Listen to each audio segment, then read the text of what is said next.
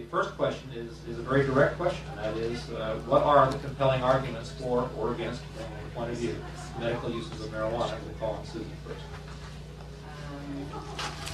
In 1982, I had a blood transfusion in one of the local hospitals. And in 1991, shortly before Magic Johnson found out that he had, I need a microphone with his voice. Shortly before Magic Johnson found out that he had the virus that causes AIDS, I discovered that I had it. I've been very fortunate. I've had very few complications from the virus. About a year ago, I also discovered that I have ulcerative colitis. Two of these diseases do not like each other. Ulcerative colitis limits severely what you need to eat, and currently I'm on the cocktail which works for AIDS. The problem with being on the cocktail that works for AIDS and colitis is that colitis limits what you eat. The cocktail for AIDS insists that you eat. David passed out some of these, and I don't know if you want to look. This is my drug chart. This is what I take every day.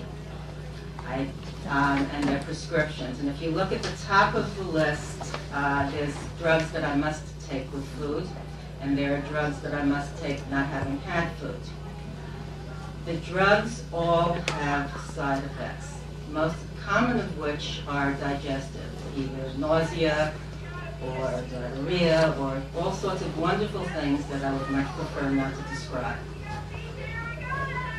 If I take a drug without taking the food, I get nauseous. If I'm nauseous, I don't want to eat.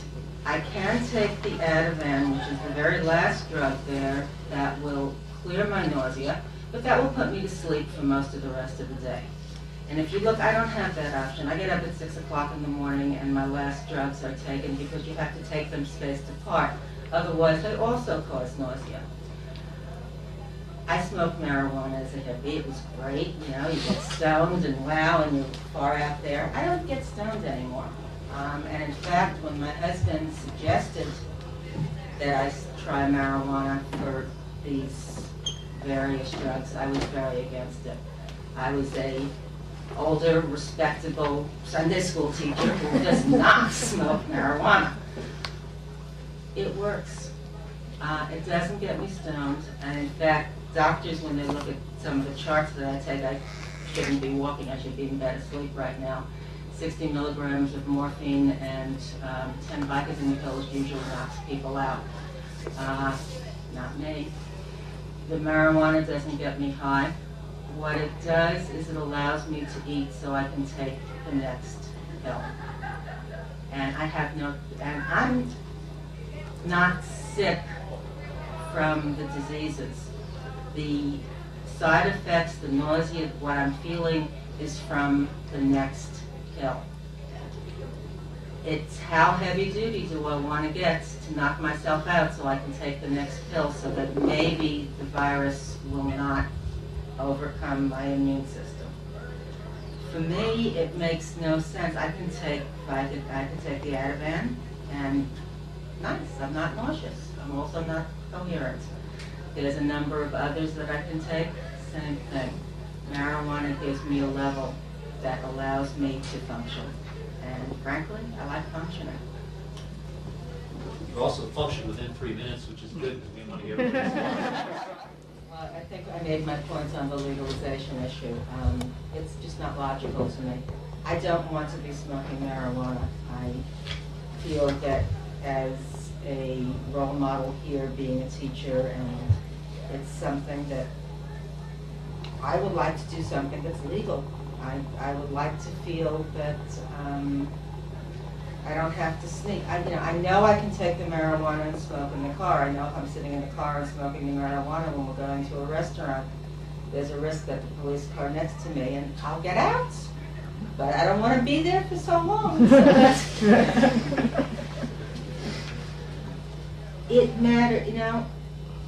One of the reasons that I think that I am as healthy as I am is the support and encouragement that I've had from this congregation in particular. It's very hard to have a disease and to do something that you are condemned for.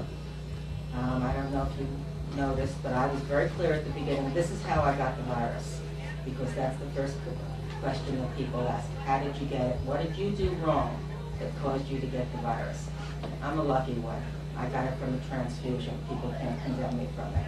I think that's, and I won't use the word that I think it is but it matters. It matters to people how you are perceived. And when you say you have AIDS and somebody says, oh, well, it matters. And when you say, to come here and sit and say to people who I know, I smoke marijuana, it's not easy.